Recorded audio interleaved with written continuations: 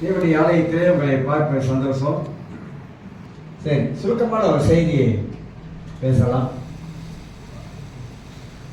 தரிசனம், அதைத்தானே பேசிக்கொண்டு வருகிற தரிசனம். தரிசனம் நம்முடைய வாழ்க்கையில அவசியம் என்று சொல்லி வந்தேன். நெகேமியாவுடைய தரிசனத்தை பத்தி தான் பேசிக்கிட்டு வரேன். ஒரு திருச்சபைக்கு தரிசனம் அவசியம் அப்படின்ற காரியத்துல சபையை குறித்து பேசிக்கொண்டு வந்தேன். திருச்சபைக்கு தரிசனம் அவசியம். ஒரு தனிப்பட்ட வாழ்க்கையில இருக்கிற மனிதருக்கும் தரிசனம் இருக்கணும். அப்பதான் வாழ்க்கையில முன்னேறுவாங்க, உழைப்புல முன்னேறுவாங்க, பல காரியத்துல முன்னேறுவாங்க. அது போல சபைக்குள்ளாக ஒரு தரிசனம் இருக்கிறது. அதுதான் நெகேமியா அலங்கத்தை கட்டுவதற்கு ஜனங்களை எல்லாரையும் ஒருமுகப்படுத்தினான், ஒற்றுமைக்குள்ளாக கொண்டு வந்தான்.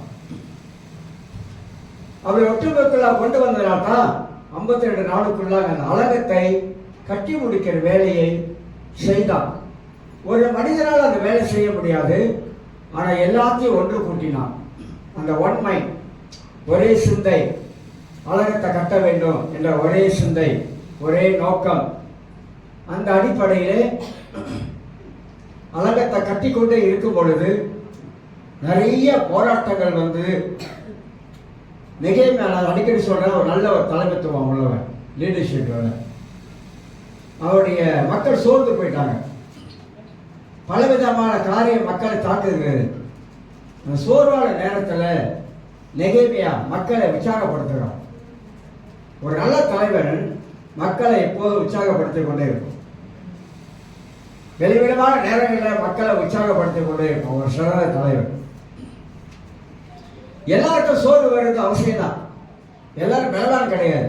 நான் நிற்கிறேன் அப்படின்னாக்கா நிற்கிறேன், அவ்வளோதான். ஆனால் எல்லாருக்கும் சோர்வு இருக்குது, எல்லாருக்கும் பலவீனம் இருக்குது. சரீரத்தில் பலவீனம் இருக்குது, மற்ற காலத்தில் பலவீனம் எல்லாருக்கும் இருக்குது. ஆனால் பலவீனத்தின் மத்தியிலே பலனுள்ள கர்த்தர் இருக்கிறாரு, நம்ம நடத்துகிற கர்த்தர் இருக்கிறாரு, நம்ம தாங்கி போகிற கர்த்தர் இருக்கிறாரு. போராட்டத்தின் மத்தியிலே தேவன் நம்மளை எல்லாவற்றையும் தாண்டி செல்லக்கூடிய கிருபையை தந்திருக்கிறாரு. அதனால நெகேமியா புஸ்தகம் அருமையான புஸ்தகம். அந்த அடிப்படையில் தான் தரிசனம் வாழ்க்கையில அவசியம். தரிசனம் இல்லாதவர்கள் வாழ்க்கையில முன்னேற முடியாது. தரிசனம் இல்லாதவர்கள் ஒரு காரியத்தை செய்ய முடியாது. ஏன்னா தரிசனம் இல்லை. ஆனா தரிசனம் உள்ளவர்களுக்கு அவங்க பல காரியங்களை செய்து கொண்டே போவார்கள் என்பதை குறித்தெல்லாம் மத்தியிலே பேசி வந்தேன். அந்த சபையை குறித்த தேவனுடைய நோக்கம் என்ன என்பதை முதல் காரியம் பேசுறேன், ஞாபகப்படுத்துகிறேன், நீங்க மீண்டுமாக நினைவோடு வைக்கிறதுக்காக. சபையுடைய மேன்மை என்ன என்று சொல்லி 2வது காரியம் பேசினேன். 3வது, சபைக்கு தேவன் கொடுத்திருக்கும் கணம். ஆண்டவர் சபைக்கு கொடுத்திருக்க சபைனா உங்களை தான், என்னதான், நாம தான் சபை. நம்மளை கர்த்தர் கனப்படுத்தி வச்சிருக்கிறார். எல்லா ரீதியிலும் கர்த்தர் நம்மளை கனப்படுத்துகிற ஆண்டவராக இருக்கிறார். 4வது சொன்ன சபை எப்படி தேவனோடு ஐக்கியப்பட வேண்டும் அப்படிலாம் சொன்னேன். கர்த்தருக்குள்ளாக ஐக்கியப்பட்டு நெருங்கி வாழ வேண்டும். சபை தேவனுக்கு கொடுக்கிற சபையா இருக்க வேண்டும் அப்படி சொன்னேன். சபை எப்படி பிசாசை மேற்கொண்டு ஜெயித்து வாழ வேண்டும் இதெல்லாம் சொல்லிக்கொண்டே வந்தேன். சபை முன்னேறி போக வேண்டும் என்று 6வது காரியம் சொன்னேன். 7வது, சபை சமாதானத்துக்குள்ளாக இருக்க வேண்டும் சொன்னேன். 8வது, சபை எப்படி சத்தியத்திலே வளர வேண்டும் அப்படின்னு ஒவ்வொரு காரியமா ஒவ்வொரு வாரமா பேசிட்டு வரேன். சபை சத்தியத்திலே அது வளரக்கூடியதாக இருக்க வேண்டும் என்று சொல்லி நாம் அறிந்து கொள்ள வேண்டும்.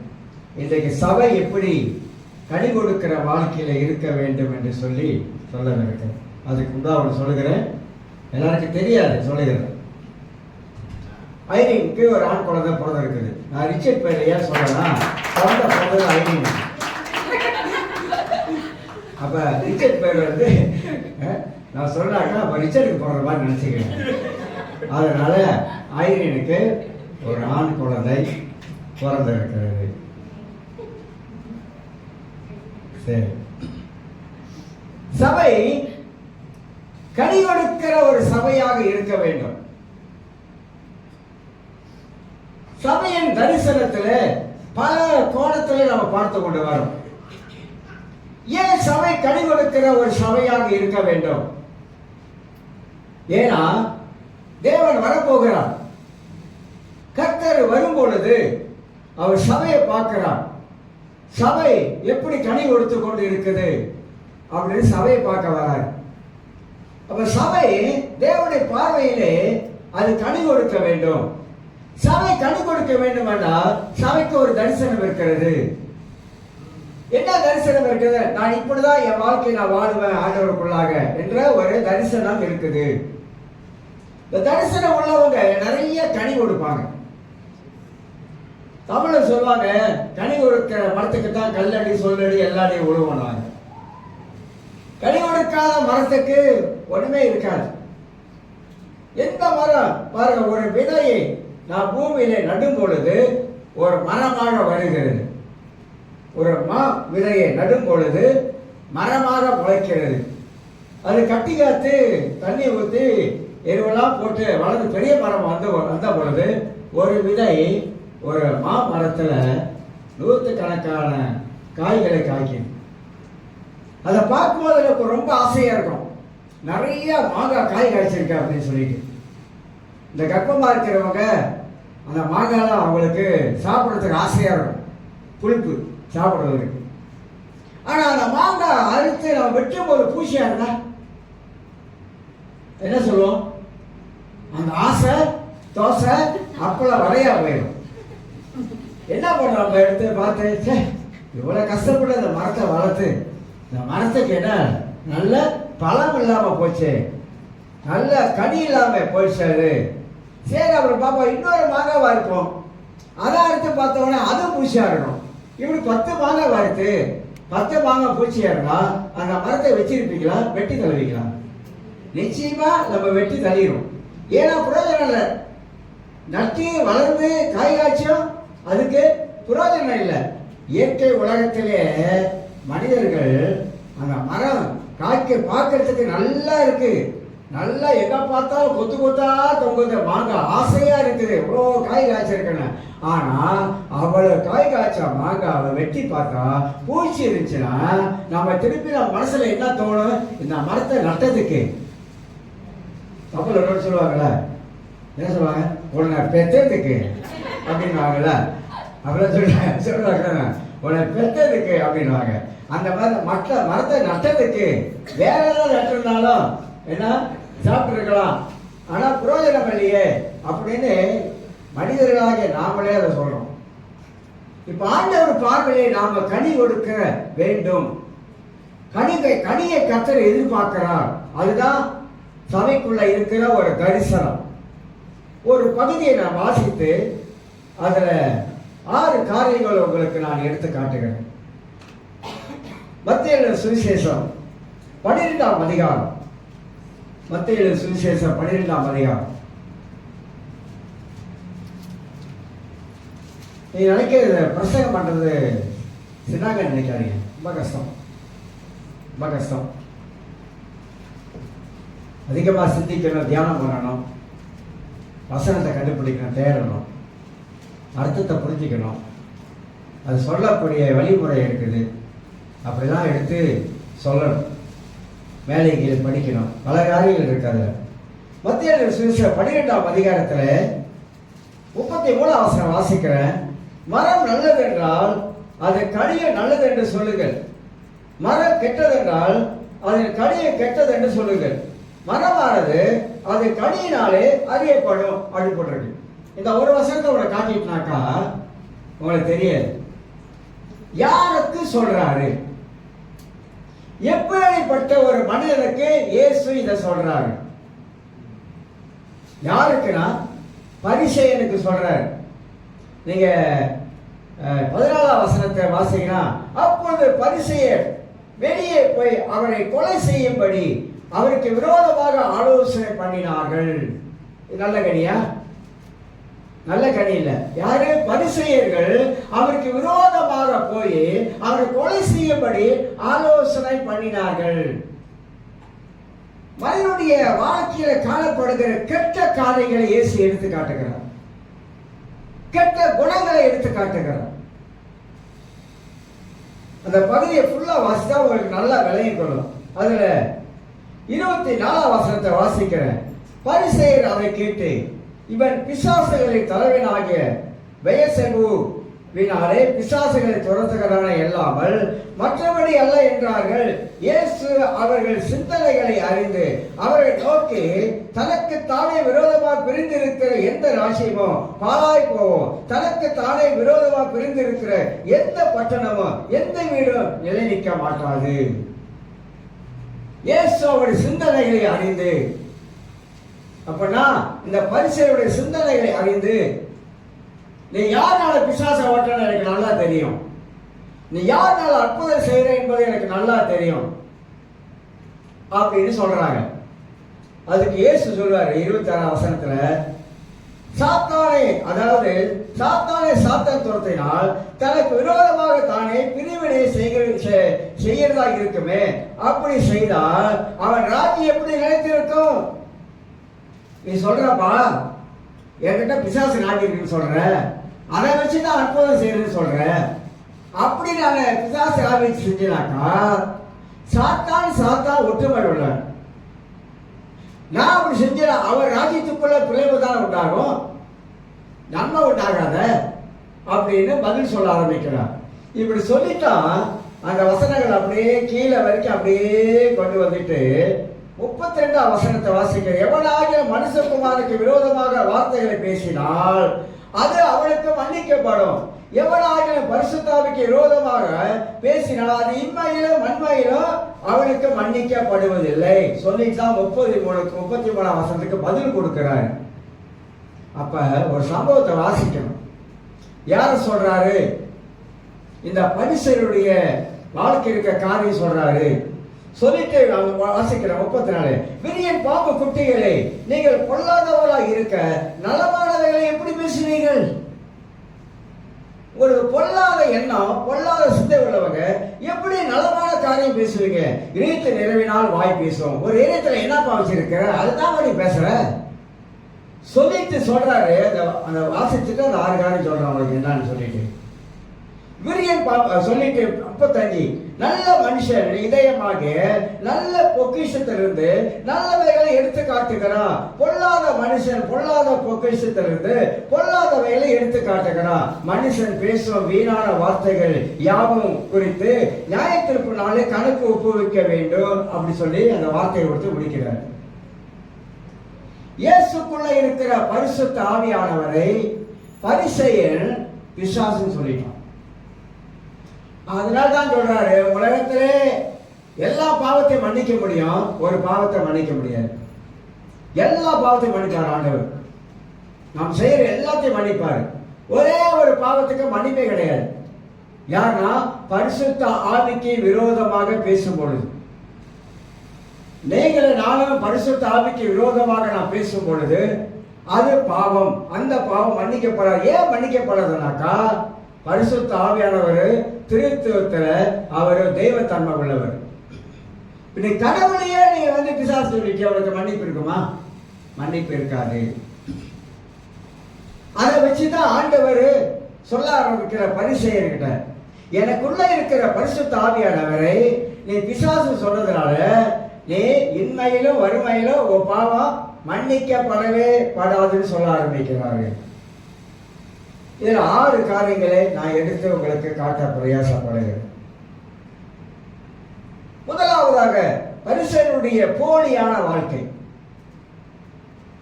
கிறிஸ்தவ வாழ்க்கையில நல்ல வாழ்க்கை இருக்கு, போலியான வாழ்க்கை இருக்கு. கிறிஸ்தவ வாழ்க்கையில நல்ல வாழ்க்கையும் இருக்குது, மாயமான வாழ்க்கையும் இருக்குது. பைபிள் 2ஆ பிரிச்சு காட்டுது.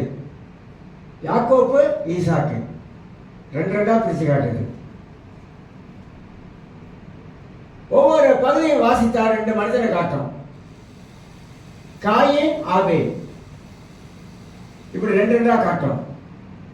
ஏன் 2 காட்டுதுன்னா, ஒருத்தவன் தேவனுக்காக வாழ்கிறவனா இருப்பான், ஒருத்தன் சாத்தானோட கிரிகளை செய்கிறவனா இருப்பான். அப்ப நம்ம அடையாளம் பார்க்கணும். ஆண்டவர் நமக்கு அடையாளத்தை காட்டுறாரு.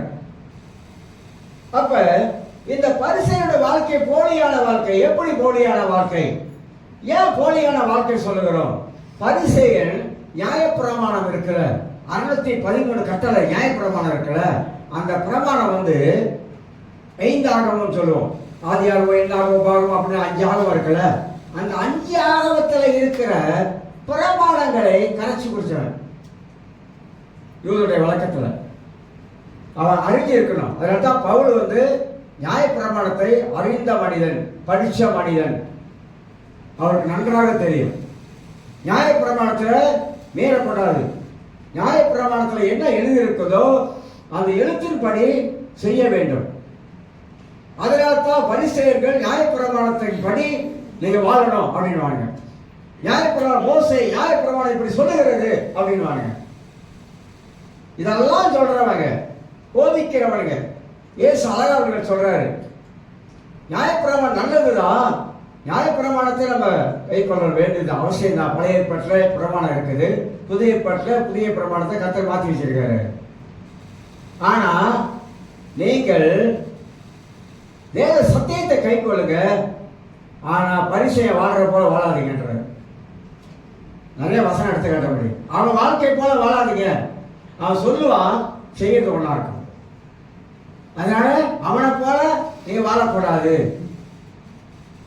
அதனால்தான் வாழ்க்கைக்கு ஒப்பிட்டு இயேசு புளித்த மாவு அப்படின்னாரு. ஈஸ் புளித்த மாவு என்ன செய்யும்? கொஞ்சம் மாவோட கலந்தா உபயோகம். புளித்த மாவுக்கு 2 அர்த்தம் சொல்றாரு. ஒரு புளித்த மாவு வாழ்க்கையை பத்தி பேசுறாரு, ஒரு புளித்த மாவு உபதேசத்தை பத்தி பேசுறாரு. புளித்த மாவை பேசும் பொழுது இந்த பரிசுகளை வாழ்க்கையை பத்தி பேசுறாரு.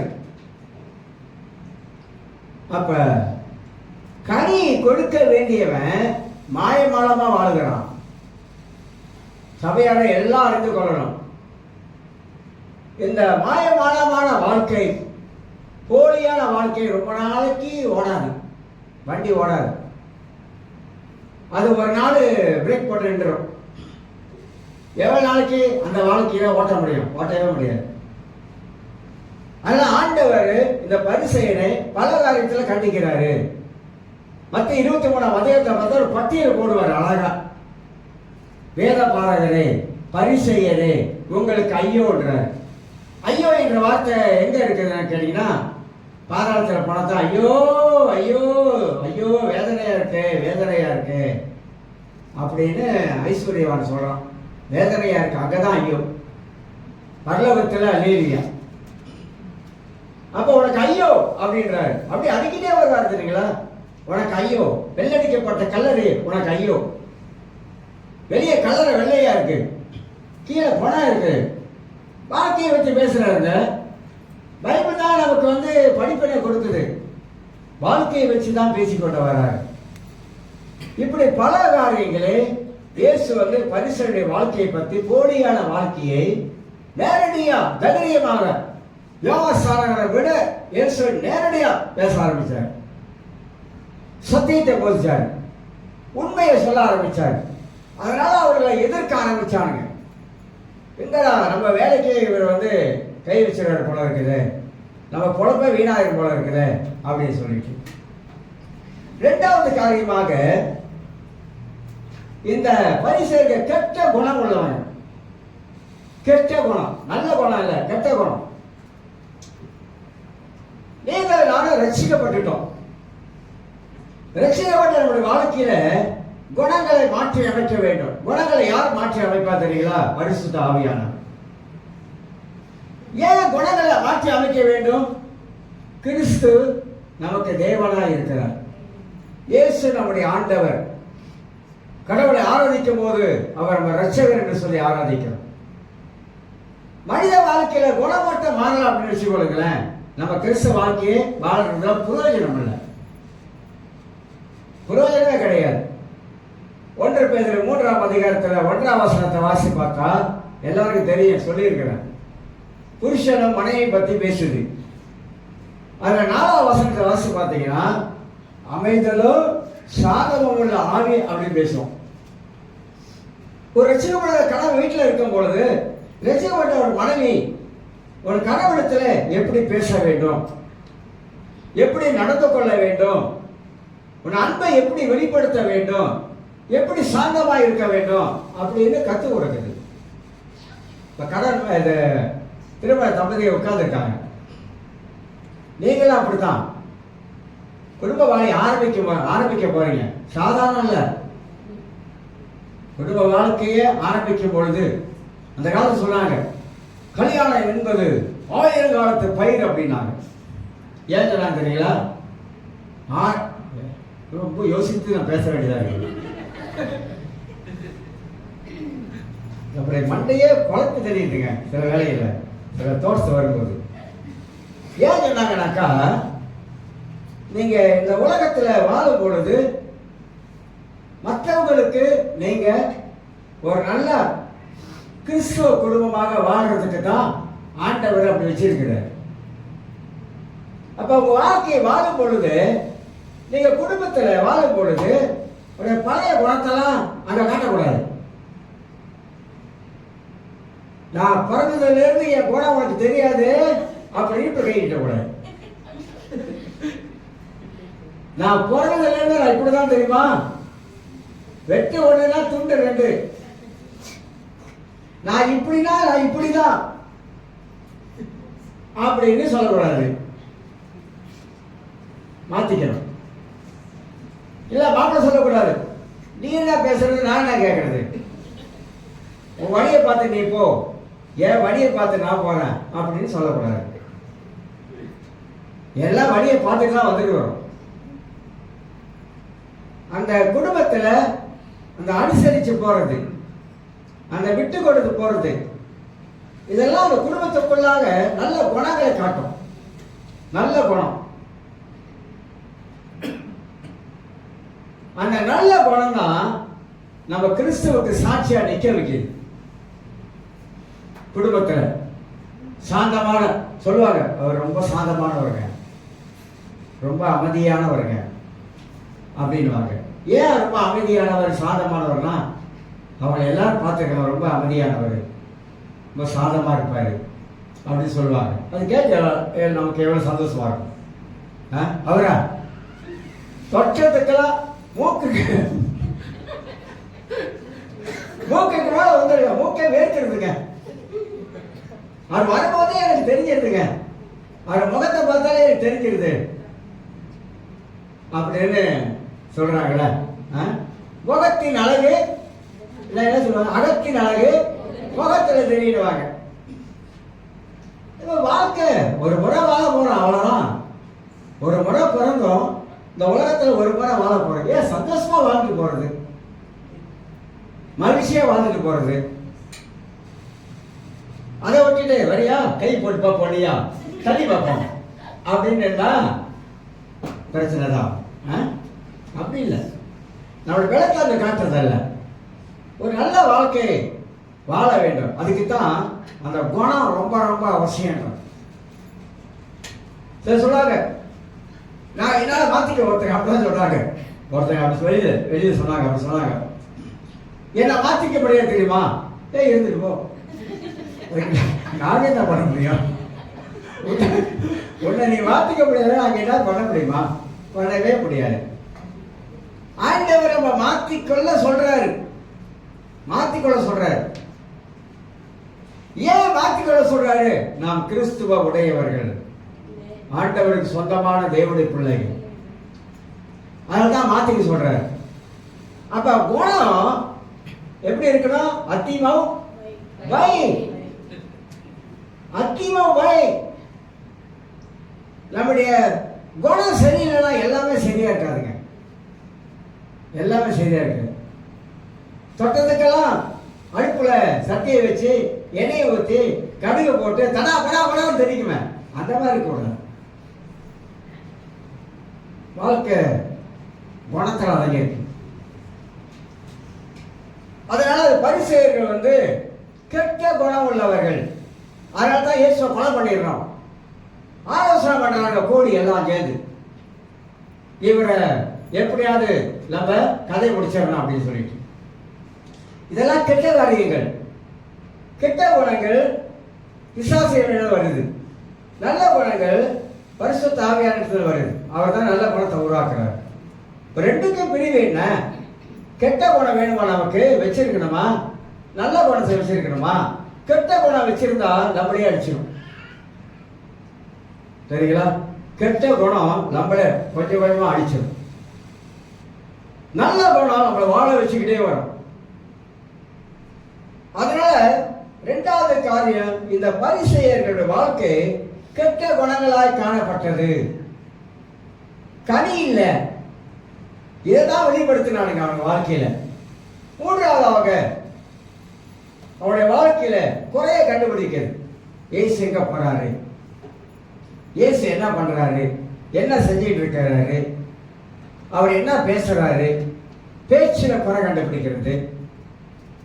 அவர் அற்புத அடையாளம் செய்வது, அதை குறை கண்டுபிடிக்கிறது. இன்னைக்கு பரிசுத்த ஓய்வு நாளாச்ச, இவர் என்ன செய்யறாரு பார்க்கலாம். ஆலயத்தில் அப்படியே போவாரு, இவர்களும் பின்னால் அப்படியே போவானுங்க. என்ன செய்வாரோ என்று குறை கண்டுபிடிக்கிறவர்களாக இருந்தாங்க. வாழ்க்கையில குறை கண்டுபிடிக்கப்படாது, எல்லாரும் குறை உள்ளவங்க தான். யாராவது பெர்ஃபெக்டா பரிபூர்ணமா இருக்குன்னு சொல்ல முடியுமா? நானும் சொல்ல மாட்டேன், நானும் கை தூக்க மாட்டேன். எல்லாத்துக்கிட்டே ஏதோ ஒரு சின்ன குறை இருக்கதாங்க செய்யும். குறை இல்லாத மனுஷன் உலகத்தில் யாருமே இல்லை, இயேசுவை தவிர. அவர் தான் குறையில்லாத தேவன், அவர் கடவுள். பூமியில வாழ்ந்தபோது மனுஷனாக இருந்தாலும் குறைவில்லாமல் வாழ்ந்தார். மனிதனாக பிறந்தவர்கள் எல்லாரும் குறைவுள்ளவர்கள், நிறைய தவறுகளை செய்யக்கூடியவர்கள்.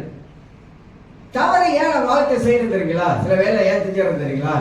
நம்ம வாழ்க்கையில அந்த இன்னும் மெச்சூரிட்டி வரல, சின்ன சில தவறு நடக்கலாம், வாய்ப்பு இருக்குது, நிறைய வாய்ப்பு இருக்குது.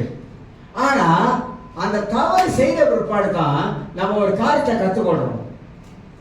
சாமி சொல்றாரு, உபத்திரப்பட்டது நல்லது. யார சொல்லுவான், நான் உபத்திரப்படுறேன், ரொம்ப நல்லது, சோத்திரானவரே சோத்திரம் அப்படி சொல்லுமா?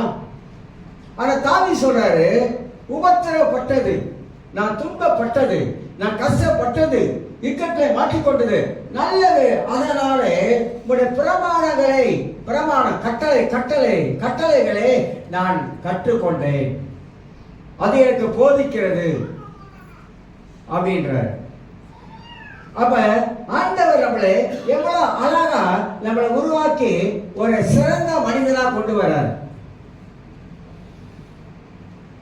அப்ப மனிதனை பூமியில வைத்து ஆண்டவர் அவருடைய சாயலுக்கு, தேவ சாயலுக்கு ஒப்பாக கொஞ்சம் கொஞ்சமா நம்மளை மாற்றி அமைத்துக் கொண்டே வராரு. மதம் இருந்த வாழ்க்கை எனக்கு இப்ப இல்லை, இப்ப நான் புதிய மனிதன், புதிய வாழ்க்கை, புதிய பார்வை, புதிய சிந்தை, புதிய கிறிஸ்துவ ஜீவியம், இதெல்லாம் எனக்குள்ளாக இருக்குது.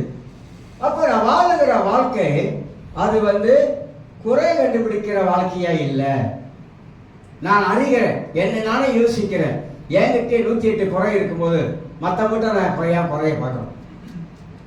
அப்படிதான் பார்க்கணும், நம்மளை நாமே பார்த்துக்கணும்.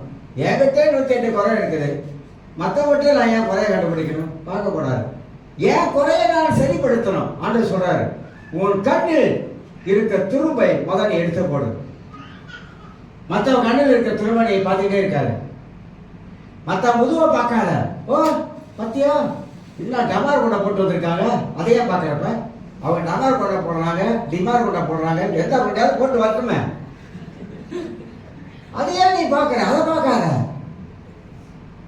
அப்ப இயேசு சொல்லும் போது பல காரியத்தை சரிப்படுத்துறாரு. உன் கண்ணில் இருக்கிற உதிரத்தை முதலாவது எடுத்து போடு, மற்றவன் கண்ணில் இருக்கிறத பார்க்காத அப்படின்ட்டு. இதெல்லாம் நமக்கு கற்றுக் கொடுக்கிற போதனைகள். குறைய விட்டுருங்க, நிறைவானதை பாருங்க, நல்லதை யோசிங்க, நல்லதை சொல்ல ஆரம்பிங்க, நல்லதை சிந்திக்க ஆரம்பிங்க, நல்லவைகளே பேச ஆரம்பிங்க. அதுதான் கிறிஸ்துவின் சாயல். நாலாவதாக இந்த பரிசேயர்கள் பெருமை உள்ளவன், பெருமை உள்ளவன்.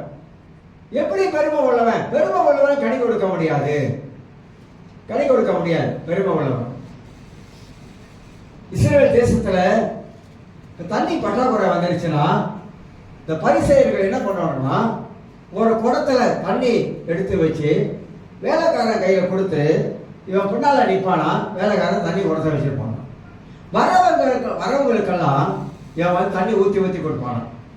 யார் தண்ணி கொடுக்குறான் அப்படின்னு பின்னால் சொல்லுவானா. யார் தண்ணி கொடுக்குறா? பின்னால் இருக்கிற இந்த பரிசேயர். பெருமைக்காக வேலை செஞ்சானுங்க.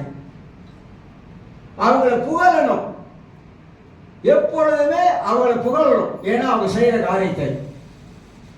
அதனாலதான் ஆண்டு சொல்றாரு, நீ கனி கொடுக்கலாம், பெருமையாக நீ வாழ்ந்தினா நீ கனி கொடுக்க முடியாது. மனித வாழ்க்கையில தாழ்மையிலும் பெருமை இருக்குது. பார்த்தீங்களா? சில பேச்சிலேயே பார்த்தீங்கன்னா அவங்க பெருமையா, ரொம்ப பெருமையா பேசுவாங்க.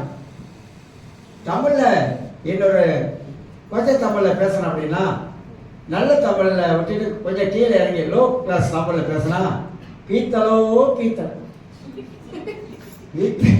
பீத்துவாங்க பாருங்க, பீத்துவாங்க பாருங்க, நான் அப்படியாக்கும், நான் இப்படியாக்கும், நான் தொட்டா இப்படியாக்கும், நான் பட்டா இப்படியாக்கும், நான் போனா அப்படியாக்கும், எல்லாம் நான் நான் நான் நான் நான் நான் நான் தான், எல்லாம் நான் தான் அப்படின்னு சொல்லுவேன். எல்லாம் நம்மளால இல்லைங்க, நம்மளால நம்ம ஆராதிக்கிற ஆண்டவரால் தான் நம்ம வாழ்றோம் இந்த உலகத்தில். அதனால பெருமை எந்த மனுஷனுக்கு இருக்கவே கூடாதுங்க, இருக்கவே கூடாது. பைபிள்லயே ஒரே ஒரு வார்த்தை, ஆண்டவர் பெருமைக்கு ஏத்து நிற்கிறார். வேற எதுக்கு ஏத்து நிற்கிறார்? எந்த பாவத்தை கூட ஏத்து நிற்கிறார். பெருமைக்கு மட்டும் ஆண்டவர் ஏத்து நிற்கிறார். அதான் விட்டணும். ஏன்னா பரிசேயர்கள் பெருமையாய் தங்கள் வாழ்க்கையை, ஏன்னா நல்ல சொத்து பத்து உள்ளவனுங்க, வசதியானவனுங்க. ஏன் சொல்றாரு? பார்வைக்கு நீங்க பெரிய கையில காப்பு நாடா போட்டீங்க, நாடா நாடானா காப்பு, பவுன் காப்புங்க எல்லாம். சில பார்த்துருக்கீங்களா? அப்படியே அடிக்கிட்டு வருவாங்க. மீட்டர் 10 இருக்கும், இல்லைன்னா மீட்டர் 10 இருக்கும். எங்க இடத்துல ஒரு ஒலி காட்டலாம். இந்த கையில ஒரு 3 மோதிரம் போட்டிருப்பாரு, இந்த கையில ஒரு 3 மோதிரம் போட்டிருப்பாரு. சும்மா அப்படியே காட்டுவாரு, சும்மா காட்டுவாரு, அப்படி காட்டிருப்பாரு, இப்படி காட்டுவாரு. சரி சொல்லுவாங்க, எங்க வீட்டுல எப்ப நகை வச்சிருக்கீங்க தெரியுங்களா? எங்க வச்சிருக்கீங்க அதே சொல்லுங்க. எங்க வச்சிருக்கீங்க? மண்ணை தோண்டி வச்சிருக்கீங்களா? சொல்லுங்க. ஏதோ நான் ராத்திரி கொஞ்சம் வந்து எடுத்துட்டு போறேன். பேசுவாங்க, பயங்கர பேசுவாங்க. நான் எவ்வளவு சொத்து வச்சிருக்கேன் தெரியுமா அப்படின்வாங்க. அப்படியா? நல்லது. எல்லாம் நான் இந்த நான் என்ற வார்த்தை தான் பேதுரு சொன்னான். யார் மறுதளித்தால் நான் மட்டும் மறுதளிக்க மாட்டேன் அப்படின்னு. கடைசியா அவன் தான் மறுதளிச்சு. பெரும் வரக்கூடாது, அது நம்மளை கீழே தள்ளிடும். கொஞ்சம் கொஞ்சமா கீழே தரும், ஒரே தராது, கொஞ்சம் கொஞ்சமா நம்மளை சரிவுக்குள்ளாக நம்மளை கொண்டு போயிடும். அப்ப இந்த பரிசேயருடைய வாழ்க்கையில பெருமை இருந்ததால்தான் அவன் வாழ்க்கையில கனி அவனால் கொடுக்க முடியல, கனியை பார்க்க முடியல. 5வது காரியமாக வீண் வார்த்தைகளை பேசக்கூடியவன் இந்த பரிசேயன். நான் பரிசேயனை பத்தி தான் பேசுறேன். வீண் வார்த்தைகள், அதான் கீழே ஆண்டவர் நல்லா சொல்றாரு, மனுஷன் பேசும் வீணான வார்த்தைகள் யாவும் குறித்து நியாயத்தீர்ப்பு நாளே கணக்கு ஒப்புவிக்க வேண்டும் என்று உங்களுக்கு சொல்கிறேன். வீண் வார்த்தைகள், தேவையில்லாத வார்த்தைகளை சொல்லுவாங்க. கொசுவை, சின்ன கொசு இருக்குல்ல, அதை வடிகட்டி பெருசாக்கிறோம், ஊதி பெருசாக்கிறோம். கொசுவை வடிகட்டி பெருசாக்கிறோம் அப்படின்னா என்ன அர்த்தம் தெரியுமா? சின்ன விஷயத்த பூரா ஊதி பெருசாக்கிறோம், சின்ன சின்ன காரியத்தை பெருசாக்கிடுவாங்க. அதைதான் சொல்றாரு, மனுஷன் பேர வீணான வார்த்தை, தேவையில்லாத வார்த்தைங்க. இது நியாயத்தீர்ப்புனால நீ கணக்கு ஒப்புவிக்க வேண்டும், நீ கணக்கு கொடுக்கணும். ஆண்டவரிடத்துல வரும்போது நாம் எல்லாத்துக்கும் கணக்கு இருக்குது, கணக்கு ஒப்புவிக்க வேண்டிய நாள் வச்சிருக்கிறார். கிறிஸ்துவின் நியாயஸ்தானம் ஒன்று இருக்குது பைபிள் இருக்கு. கிறிஸ்துவின் நியாயஸ்தானம். நியாயஸ்தானத்துக்கு முன்னால நீங்களும் சரி நானும் சரி எல்லாருமே நின்றுதான் கணக்கு ஒப்புவிக்கணும். பூமியிலே வாழ்ந்த வாழ்க்கைக்கு கணக்கு ஒப்புவிக்கணும். பூமியிலே பேசுற வார்த்தைக்கு கணக்கு ஒப்புவிக்க வேண்டிய சூழ்நிலை அங்க ஏற்படும். அப்ப பரிசேயர்கள் அவர்களுடைய வீண் வார்த்தைகள், தேவையில்லாத வார்த்தைகளை பேச ஆரம்பித்தார். சங்கீதம் 64 சங்கீதம் 64 சங்கீதம் திருப்பிக் கொள்ளுங்க. 64 சங்கீதம் 24 வசனத்தை வாசிக்கிறேன். பயப்படாதீங்க, சீக்கிரம் முடிச்சிடுவேன். 64 வாசிக்கிறேன். பண்ணிக்கலாம். 62 அவனுடைய மேன்மேலிருந்து அவனை தள்ளுபடிக்கு அவர்கள் ஆலோசனை பண்ணி அபத்த பேச்சை விரும்புகிறார்கள். தங்கள் வாயினால் ஆசீர்வதித்து தங்கள் உள்ளத்தில் சபிக்கிறார்கள். தங்கள் வாயினால் ஆசீர்வதிக்கிறாங்க, உள்ளத்தில் சபிக்கிறாங்க. எப்படிங்க அந்த ரெண்டு காரியம் நடக்க தெரியுங்களா? எப்படி நடக்க தெரியுமா? வாயினால உதட்டளவுல ஆசீர்வதிப்பாங்க, சொல்லுவாங்க நல்ல வார்த்தைகள். உள்ளத்துல நாசமானி போக மாட்டியா? ஏன்னா உள்ளத்துல சமைக்கிறது வெளியே தெரியாது, வாயில சொல்றது வெளியே தெரியும். நம்ம நினைப்போம் நம்ம ஆசீர்வதிச்சுட்டு போறாங்க அப்படின்னு நினைப்போம். ஆனா ஆண்டவருக்கு தான் தெரியும் உள்ளத்துல அவங்க என்ன சொல்லிட்டு போறாங்க அப்படின்னு. கிறிஸ்தவ வாழ்க்கையிலே, கிறிஸ்தவ ஜீவியத்தில சாபம் என்ற வார்த்தைக்கு இடம் இல்லை. சாபமான வார்த்தைகளை பேச கூடாது. நம்மளால உள்ளத்தின் ஆழத்திலிருந்து முடிஞ்ச வரைக்கும் 100% ஆசீர்வதிக்கணும் ஒழிய சபிக்கவே கூடாது. நீங்க எந்த அளவுக்கு ஒரு மனுஷனை சபிக்கிறீங்களோ அந்த அளவுக்கு அது திருப்பி நம்மளே அடிக்கும். இது உண்மை, நான் சொல்றது உண்மை. அதனால எப்போதுமே இயேசுவை போல ஆசீர்வதிக்க பழகிக்கொள்ளணும். ஆசீர்வதிங்க, ஆண்டவரை ஆசீர்வதிங்க, ஆசீர்வதிங்க அப்படி சொல்ல சொல்ல சொல்ல நீங்க ஆசீர்வதிக்கப்பட்டு கொண்டே போவீங்க. தான் ரகசியம். அப்ப அந்த பரிசேயனுடைய வாழ்க்கையில ஆண்டவர் இவ்வளவு காரியங்களை நமக்கு எடுத்து காட்டுகிறார். 6வது காரியம், கடைசியாக இந்த பரிசேயனுடைய கொடுத்த கனி இல்லாத வாழ்க்கையை பார்க்கும்போது நல்ல எண்ணம் இல்லாதவனாகவே வாழணும். அவனுக்குள்ளாக நல்ல எண்ணத்துக்கு இடம் இல்லாம இருந்துச்சு. அவன் சிந்திக்கிறது கெட்டதா சிந்திக்கணும். இயேசுவை சிந்திக்கும் போது கெட்டதா சிந்திக்கணும். இயேசுவை செய்யற ஊழியத்தில் பார்க்கும்போது கெட்ட எண்ணம் வருது. அதனால தான் இயேசு சொல்றாரு, நீங்க தப்பான எண்ணம் போடுறீங்க, தவறா சிந்திக்கிறீங்க, தவறா யோசிக்கிறீங்க அப்படின்னு. இந்த தவறான யோசனைகள்லாம் எப்படிங்க வருது? எப்படி தவறான யோசனைகள் வருது? ஏன் தவறா யோசிக்கிறதுக்கு நமக்கு என்ன வருதுன்னா இடம் கொடுக்கணும். தவறான சிந்தைக்கு இடம் கொடுக்கறதுனால தவறான சிந்தைகள், தவறான எண்ணங்கள்லாம் நமக்குள்ளாக வர ஆரம்பிக்குது. இப்படிலாம் இருந்துச்சுன்னா நம்ம சிறந்த கனி கொடுக்கிற ஒரு மனிதனாக இருக்கவே முடியாது. நல்ல கனி கொடுக்கிற வாழ்க்கையும் வாழ முடியாது. வாழ்க்கை முழுவதும் பிரச்சனையாக தான் இருக்கும். வாழ்க்கை முழுவதும் போராட்டமாகவே இருக்கும். வாழ்க்கை முழுவதும் சந்தோஷமா இருக்காது. ஒரு பீஸ்ஃபுல்லான வாழ்க்கை இருக்காது. ஏன்னா நம்ம என்ன செய்யறோம்?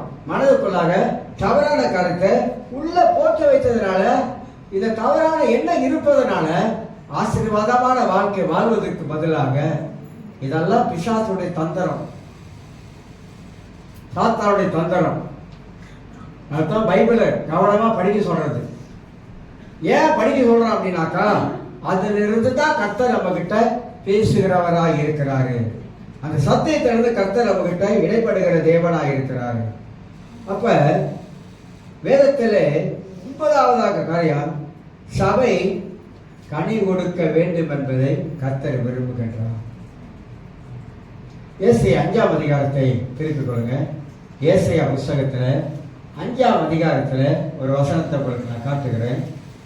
ஏசாயா 5ஆம் அதிகாரம். ஆண்டவர் அழகான ஒரு சம்பவத்தை சொல்லுவார். அது யாருக்கு சொல்றாருன்னா, இஸ்ரவேல் ஜனங்களுக்கு சொல்றாரு. உங்களுக்கு சொல்லல, இஸ்ரவேல் ஜனங்களுக்கு சொல்றாரு. 5ஆம் அதிகாரம் 1ஆம் வசனத்தை வாசிக்கிறேன்.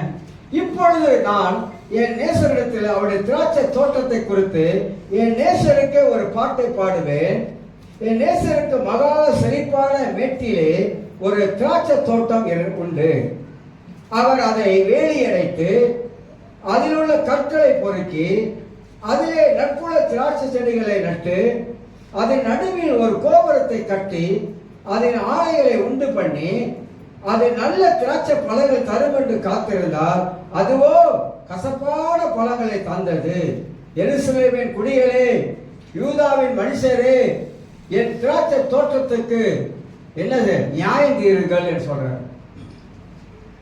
ஆண்டவர் என்ன சொல்றாருன்னா, தோட்டத்தை வச்சு திராட்சை செடியை வச்சு மனுஷனை வச்சு பேசுறாரு.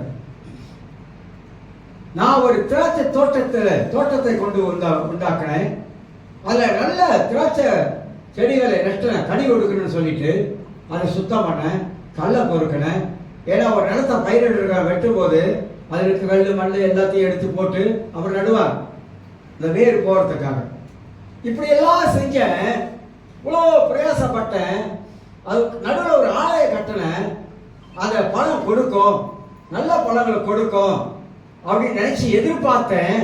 நான் எதிர்பார்த்தது வேற, ஆனா அந்த கனி கொடுத்தது வேற. அது கொடுத்ததெல்லாம் கசப்பான கனியை கொடுக்குது.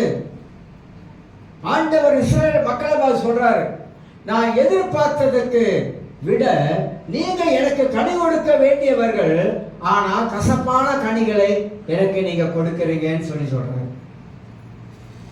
அப்ப கனி இல்லாத வாழ்க்கை அது கசப்பான வாழ்க்கையா மாறுகிறது என்பதையும் அறிந்து கொள்ளணும். அப்ப தேவ தரிசனம் மனித வாழ்க்கையில நல்லா யோசிச்சு பாருங்க. நமக்குள்ள ஒரு தரிசனம் இருக்கும் அப்படின்னாக்கா, இல்லை ஆண்டவரே நான் இப்படிதான் ஆண்டவரே நான் வாழ்வேன், உமக்காக வாழ்வேன் ஆண்டவரே, இந்த பூமியில இருக்கிற வரைக்கும் உமக்கு நான் நல்ல கனிகளை நான் கொடுக்கிற ஒரு மரமாக நான் இருக்க வேண்டும் ஆண்டவரே அப்படின்னு சொல்லிட்டு தான் நாம இந்த பூமியிலே வாழும்.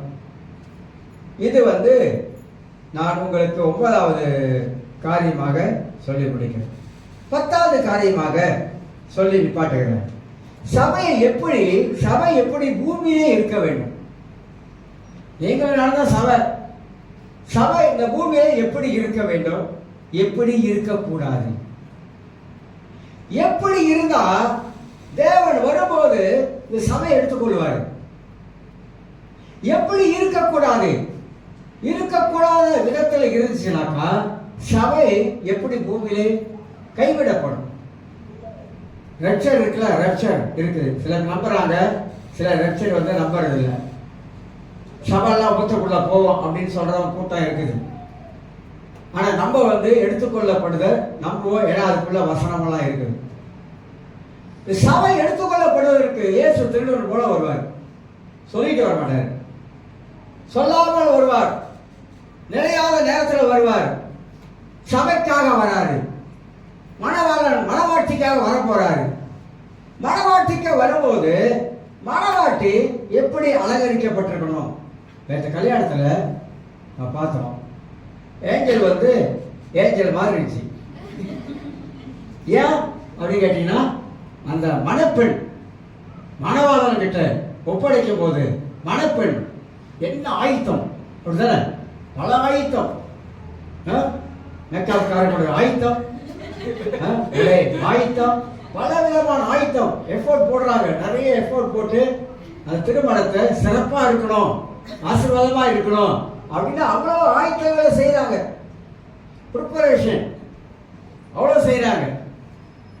அப்ப மணவாளனாக இயேசு மாப்பிள்ளை அவர் தான். உன்னத பாட்டில் பைபிளில் உன்னத பாட்டை அப்படிதான் சொல்லுது. மணவாளன் மணவாட்டியை பற்றி பேசுது. மணவாளன் இயேசு கிறிஸ்து மாப்பிள்ளை வர போறாரு. இப்போ மணவாட்டியாக நாம் சபை, இது பெரிய கணக்கு இருக்குங்க. இது நம்ம சொல்றோம்ல 7 வருஷம் சொல்றோம்ல, அதுல ஒரு கணக்கு இருக்கு.